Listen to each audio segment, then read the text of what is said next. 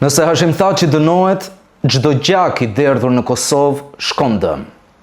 E teksa ne ruajmë bindjen e pafajësisë në heshtje, armiqt tregojnë më këmbgulës se kurrë. Kjo më kujton historinë e lepurit që urrente Luanin mbret se ky i fundit përtonte të shkonte në gjuetie, po ushqehej kryesisht me familjarët e veçgjatit. Mendoj ta vriste, por nga që vet nuk e bënte dot, e kafshët e tjera donin ta hanin gjithashtu, mendoj që idenë e tij ta ndante me kopen e milingonave. Plani ishte i qartë.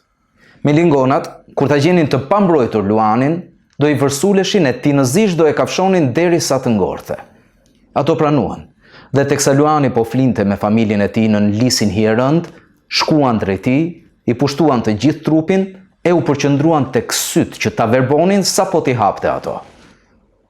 Në gjykatën speciale të Kosovës, në Hag, Hashim Thaçi, Kadri Veseli, Recep Selimi dhe Jakub Krasniqi po gjykohen prej prillit 2023 për krime lufte.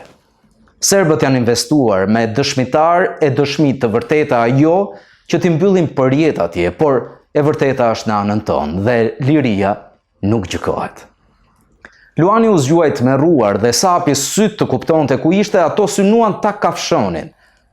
I mbylli qepallat me forcë, duke i lënë në vend e vrapoi drejt pellgut aty pranë. Me të futur në ujë, milingonat nxituan të shpëtonin nga mbytyja dhe braktisën misionin.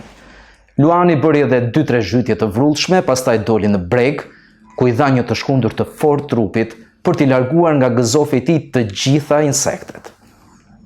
Jepini zemër Luanit. Liria ka emër.